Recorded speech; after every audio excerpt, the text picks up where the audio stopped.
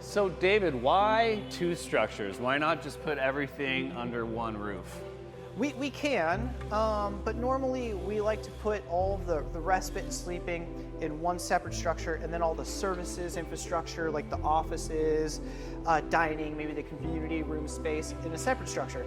Was that standard for a navigation center and a homeless shelter, or primarily a navigation center?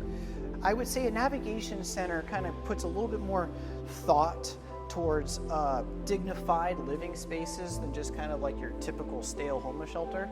But it's important for a lot of the respite and sleeping to be in its own space, because you really want them to focus on that rest. You don't want to put too much hustling and bustling environments around the environment where they're just trying to sleep. I mean, imagine if you were living on the street for months or even years, and how you've never really had that safe and secure sleep.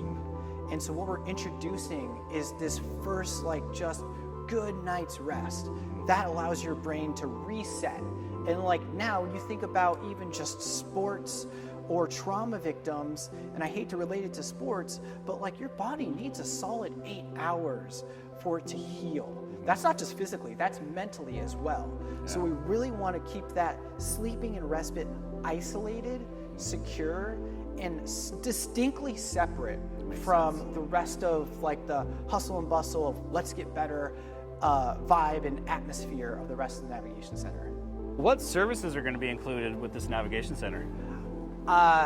This is a navigation center that has wraparound services on steroids, and I think it's one of like the benefits of how it took 4 to 5 years to develop, because they had so much time to plan and get other local service providers input for the operations of the facility.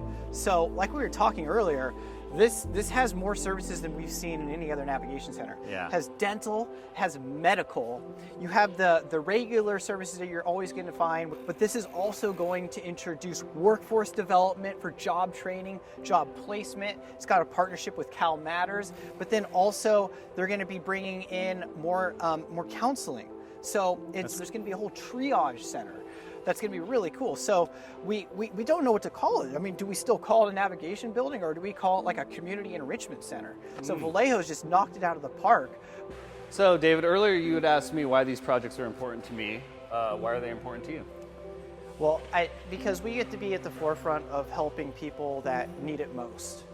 And this is a group that have been feeling disconnected from society. Yeah. And if we could be at the forefront of the industry of kind of like reshaping that sentiment and saying that they are a part of our society.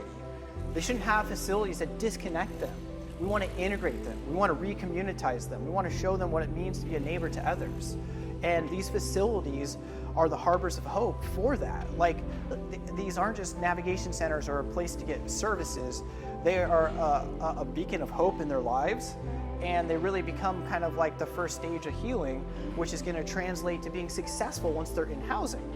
And so if we can actually be impacting and influencing and leading the rest of the industry to remind them, we're all human beings in this together, we're all in one society, be a part of it. Let's all be like working together to like help better man.